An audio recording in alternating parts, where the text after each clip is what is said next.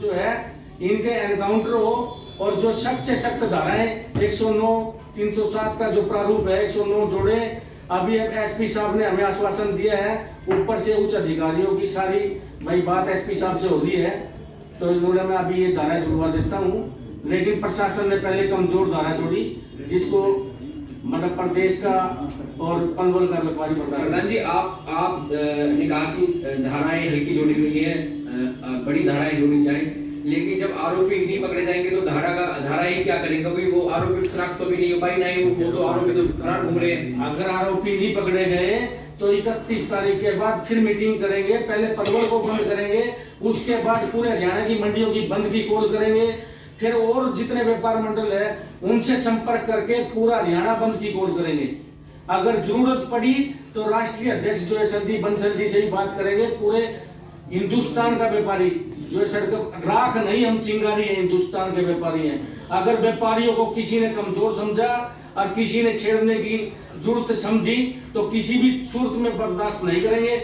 आज व्यापारी कमजोर नहीं है। कब तक लीडर है तेवतिया जी, हमारे जो है लीडर हैं और इनको व्यापार मंडल का भी प्रदेश का वरिष्ठ उपाध्यक्ष बनाया गया है। जो गोली चली उससे 2 दिन पहले ही इनको लेटर भेजा था, लेकिन संयोग से गोली चल गई।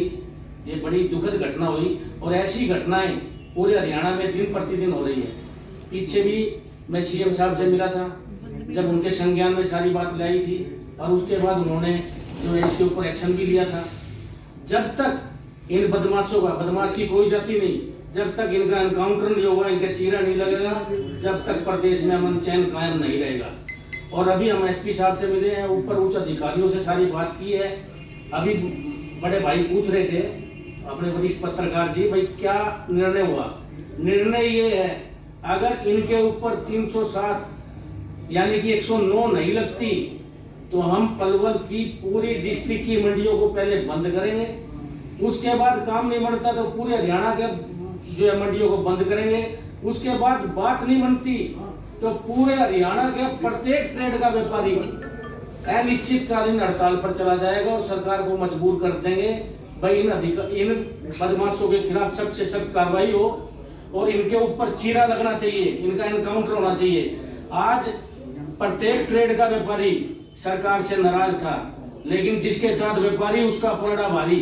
हमने अपना व्यापार का आड़तियों की आड़त घटाई, उस मुद्दे को एक साइड रख के अमन चैन के लिए बीजेपी को वोट किया। बलक में व्यापारियों ने बीजेपी को वोट किया और तीसरी बार प्रदेश में नायब सिंह सैनी जी के नेतृत्व में सरकार आई। आज हम नायब सिंह सैनी जी से यही मांग करते हैं, व्यापारी अमन चैन से अपना व्यापार करना चाहता है। आज इतने मजबूत आदमी के ऊपर फायरिंग होगी, उसके बाद प्रशासन जो है 287 लगा रहा है हवाई फायरिंग की, जो बिल्कुल भी किसी भी सूरत में बर्दाश्त नहीं करेंगे। अभी एसपी साहब ने कहा मैं 109 लगाता हूं। तायल जी, ऊपर उच्च अधिकारियों के भी फोन आ लिए और सीएम साहब को भी हमने जो है कोशिश की है संपर्क करने की और वहां संदेश हमने भिजवा दिया है। तो जब तक अगर सख्त कार्रवाई नहीं हुई तो व्यापार मंडल किसी भी तरीके से, ये तो व्यापार मंडल के वरिष्ठ उपाध्यक्ष भी, आरती एसोसिएशन हरियाणा के भी उपाध्यक्ष है, अनाज मंडी पलवल के प्रधान है, डिस्ट्रिक्ट के भी प्रधान है। अगर मेरे हरियाणा के किसी आम व्यापारी के साथ भी अगर ऐसी घटना की पुनरावृत्ति होती है तो हम चुप नहीं बैठेंगे और जो है हमें किसी भी हद तक जाना पड़े, आंदोलन कितना लंबा करना पड़े, पीछे नहीं हटेंगे। कितने दिनों का समय जो है प्रशासन ने आपको दिया है कार्रवाई? हमने 31 तारीख का हमने दिया, 31 जनवरी तक का प्रशासन को समय। 31 जनवरी तक अगर कार्रवाई नहीं होती, ये धाराएं नहीं जुड़ती तो हम पहले पलवल को बंद करेंगे, उसके बाद पूरे हरियाणा की मंडियों की बंद की कॉल करेंगे और जरूरत पड़ी तो प्रत्येक ट्रेड का व्यापारी सड़कों पर खड़ा हो जाएगा।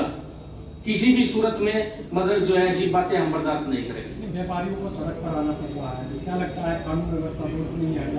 कानून व्यवस्था कहीं ना कहीं, कानून व्यवस्था में लचीलापन है। जब तक इनके एनकाउंटर नहीं होंगे तब तक प्रदेश में अमन चैन की स्थापित नहीं होगा। मैं तो माननीय मुख्यमंत्री जी से, जो नॉन स्टॉप मुख्यमंत्री जी बुला रहे हैं, इनसे रिक्वेस्ट करूंगा, इनसे गुजारिश करूंगा भाई जब तक इनके चीरा नहीं लगेगा प्रदेश में अमन चैन कायम नहीं होगा। मुकदमा दर्ज कर दिया गया था एसपी साहब ने और एसएचओ थे कैंप थाना मनोज यादव जी, उन्होंने तुरंत की तुरंत उसको मुकदमा दर्ज किया। उसमें कोई ढील नहीं थी, उसमें तो हमें बड़े संतोषजनक थी कि उसमें 307 जो भी धारा वाजिब थी वो लगाई गई। इसमें थोड़ा हमें एक आशंका थी, और पहले जो कॉल आई थी वो एक गैंगस्टर जो हमारे यहाँ मशहूर है नीरज फरीदपुरिया के नाम से, दूसरी कॉल आई उसमें कोई नाम नहीं था, अज्ञात था, उसमें कोई हमारे पास किसी चीज़ की भी नहीं है। अब ये जो आए हैं यहाँ पर 24 तारीख को, इसकी हमें कुछ भी अंदाजा नहीं था। हमें ये भी नहीं पता चलता कि गोलियां चली भी हैं। हमने बुलेट के जो फटाके की आवाज़ आती है हमने वो सुनी थी, हमने उसको सीरियस ना लेकर हमें एक बाई चांस बातचीत हुई उसमें, तो भाई को जब गोलियां के शीशे में पार हुई दिखाई दी तब हमें पता चला कि गोलियां चली है। 2 राउंड बाहर पड़े थे और एक मैगजीन, उसमें जो 2 जिंदा कारतूस थे। तो पुलिस आई, पुलिस ने पूरा सिस्टम अपना देखा, पुलिस ने पूरा सहयोग किया उस टाइम पर। आप राजमंडी का प्रधान हैं। सीसीटीवी कैमरे लगे दिए तो उनमें किसी भी फुटेज को ये दुर्भाग्य है हमारे लिए, या एक तरीके से मैं सौभाग्य कहूँ या दुर्भाग्य कहूँ, कि जो सुबह से ही हमारे वहाँ पर एक ट्रांसफार्मर था जो मेन मंडी का जो लाइट देता है वो ब्लास्ट हो गया था सुबह ही। तो उसके बाद सभी इन्वर्टर्स जितने भी मंडी में सीसीटीवी लगे हुए थे, बिजली ना थी, तो उसमें अंधेरा था फुल मंडी में। तो उस टाइम की वजह से मैं उसी की वजह से बाहर निकल कर गया था कि लाइट ऑफ इन्वर्टर डाउन हो गया था। मैं पीछे हमारे रेलवे यार्ड है तो उसकी लाइट पीछे की साइड आती है हमारी दुकान के पीछे, तब मैं वहाँ जाकर बैठा। तो इस वजह से मेरी आज मैं आपके सामने हूँ कहने को। तो और ये चीज़ लाइट की वजह से जो सीसीटीवी वगैरह पुलिस ने और भी रेलवे रोड से जहाँ भी उठाए हैं वो अपनी कार्रवाई कर दी है।